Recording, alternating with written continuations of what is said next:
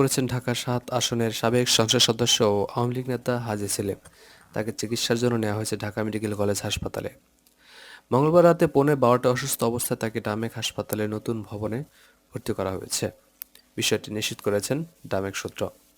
Ideal কলেজের প্রথম বর্ষের ছাত্র খালিদ হাসান সাইফুল্লাহ হত্যা মামলায় হাজী মোহাম্মদ সেলিমকে ৫ দিনের রিমান্ডে নেওয়া হয়েছে। তবে দীর্ঘ ৮ বছর ধরে বাকশক্তি হারানোর আহ, কথা বলতে পারেন না তিনি। রিমান্ডে তাকে জিজ্ঞাসাবাদের জন্য ডিবির বিশেষ অফিসারদের ডাকা হয়েছে, যা বাংলাদেশের ইতিহাসে বিরল। এসব অফিসাররা সাইন ল্যাঙ্গুয়েজ বা ইশারায় ভাষা বুঝতে পারদর্শী। তারা হাজী সেলিমকে জিজ্ঞাসাবাদ করেছেন। হত্যা মামলার আসামি হাজী সেলিমের বিরুদ্ধে লালবাগের ঢাকা বধির হাই স্কুলের জমি দখলসহ বেশ কয়েকটি গুরুতর অভিযোগ রয়েছে। প্রসঙ্গত, বিএনপির কর্মী হিসেবে রাজনীতি শুরু করা হাজী সেলিম পুরান ঢাকায় তালা হাজী নামে বেশি পরিচিত।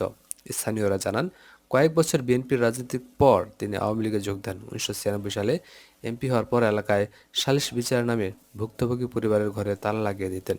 কারো জমি জমার সমস্যা সমাধান করতে গেলে সমাধানের পর নিজেই ভুক্তভোগীর কাছ থেকে জোর করে জমি কিনে নিতেন।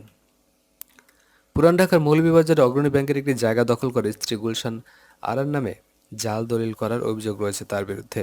এই ঘটনায় ব্যাংকের পক্ষ থেকে ২০২০ সালে হাজী সেলিমের স্ত্রীর নামে একটি জিডি হয়েছিল চকবাজার থানায়। এরপর হাজী সেলিমের লোকজন মৌলভীবাজার শাখার অগ্রণী ব্যাংকের কর্মকর্তাদের হত্যার হুমকি দেন। ৩ জন কর্মকর্তা সে সময় ভয়ে এই শাখা ছেড়ে স্বেচ্ছায় বদলি হয়ে যান। ২০১৯ সালে হাইকোর্টের নির্দেশ অমান্য করে পুরান ঢাকার চকবাজারে ঈদের দিন রাতে প্রত্যন্ত বিভাগের জাহাজ বাড়ি ভেঙে ফেলে হাজী সেলিম বাহিনী। এই ঘটনায় চকবাজার থানায় একটি জিডি হয়েছিল, তবে তদন্ত আর আলোর মুখ দেখে। আগামী দিনে রাজনীতি হবে ভিন্ন, বলেছেন আমির খসরু মাহমুদ। বিএনপির স্থায়ী কমিটির সদস্য আমির খসরু মাহমুদ চৌধুরী বলেছেন, আগামী দিনে রাজনীতি ভিন্ন হবে। নতুন বাংলাদেশে বিএনপিকে সবাইকে নিয়ে এগিয়ে যেতে চায়। তারেক রহমান যে ৩১ দফা সংস্কার প্রস্তাব দিয়েছে, এর মধ্যে দেশের মৌলিক সমস্যার সমাধান আছে। বুধবার দুপুর ১:৩০টার দিকে নোয়াখালী সদর উপজেলার খলিফারহাটে জেলা স্বেচ্ছাসেবক দলের পক্ষ থেকে বন্যায় ক্ষতিগ্রস্তদের মাঝে ত্রাণ সামগ্রী বিতরণ অনুষ্ঠানে প্রধান অতিথিদের বক্তব্যে তিনি এসব কথা বলেন। আমির খসরু মাহমুদ চৌধুরী বলেন, জাতীয় সরকারের মাধ্যমে তারেক রহমান এইসব সংস্কার প্রস্তাব বাস্তবায়নের কথা বলেছেন। শেখ হাসিনা পালানোর পর দেশের মানুষের যে মনোজগৎ সৃষ্টি হয়েছে তা বুঝতে হবে। মানুষের প্রত্যাশা কি বুঝতে হবে। মানুষের আকাঙ্ক্ষা বুঝতে হবে।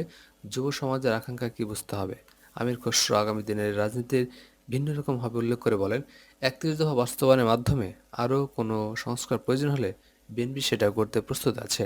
এ সময় বিএনপির কেন্দ্রীয় ভাইস চেয়ারম্যান মোহাম্মদ শাহজাহান বলেন, বিএনপির তেলবাজি, বিশৃঙ্খলা, চাঁদাবাজি সহ্য করা হবে না। এ সময় স্বেচ্ছাসেবক দলের সভাপতি এস এম নিজামী জিলানী, সাধারণ সম্পাদক রাজীব হাসান, জেলা সভাপতি সাবের আহমেদ উপস্থিত ছিলেন।